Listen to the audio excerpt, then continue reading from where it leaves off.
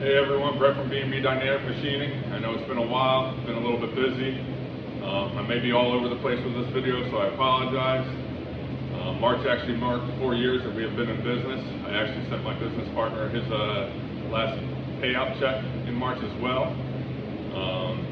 2 months ago, I almost sold to 2 different companies that probably would have given me exactly what I wanted for the company and exactly what I wanted for the salary, but I just couldn't do that. One of the reasons why is because of the collaboration group. Both companies would have allowed me to continue to have it. I just don't know if it would have been to the extent that I like having them. And this is my way. I really like giving back. So with that being said, Quincy came up with a name for a podcast a while back and he never started, so he's going to allow me to use that name. So the name of the collaboration group is Open Tolerance. And I really like that name because it's an open discussion, and obviously tolerance because have that in our industry, and it's what we have to hold every day. People have wanted me to do virtuals before from North Jersey, Western Pennsylvania. Riggs Tovey just started a shop out in Ohio. I don't think the virtual would be as good. I really like having the in-person ones. So with that being said, I know NTMA is out there, nothing against NTMA, and nothing against DVRC, which is Delaware Valley Research Industrial Center for this local area. I really think these meetings for small shops is better than anything they have to offer. I mean, we're sharing knowledge. Some of us are even trading work.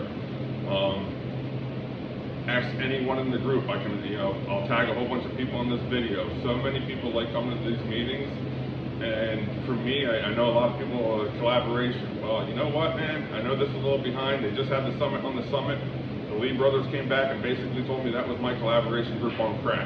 No sales pitches, no nothing like that, just a bunch of people sharing knowledge. So it's obviously something the industry wants. So what I want to see is a whole bunch of pop-up groups of Open Tolerance go across the United States. I need more owners like me to be willing to host these meetings and willing to invite other people to their shop, and they're like, Brett, why would I do that? And there are so many benefits to this, it's unreal. I mean, along with the free tooling that I have for cutting these demos and stuff like that, I mean, as much as Patrick and Keith Lee are getting knowledge from the older guys in the group, I'm learning just as much as from the younger guys. So it is so beneficial. The only other thing I could say is I don't do cold calls. I mean, and we're busy. A lot of it has to do with, I think, the karma that I put out there, hosting this collaboration group, giving back to a couple organizations in Philly. So like I said, I really want Open Tolerance to spread across the United States, and if this community can help me make that happen, start sending me emails, do whatever you got to do. I will start creating a database and see if we can get other 5 to 10 shops in other areas that are willing to do the same thing. So with that being said, there's a gentleman out in Ohio. His name is Riggs Tovey. He just started a shop. Let's see what we can do about helping him out.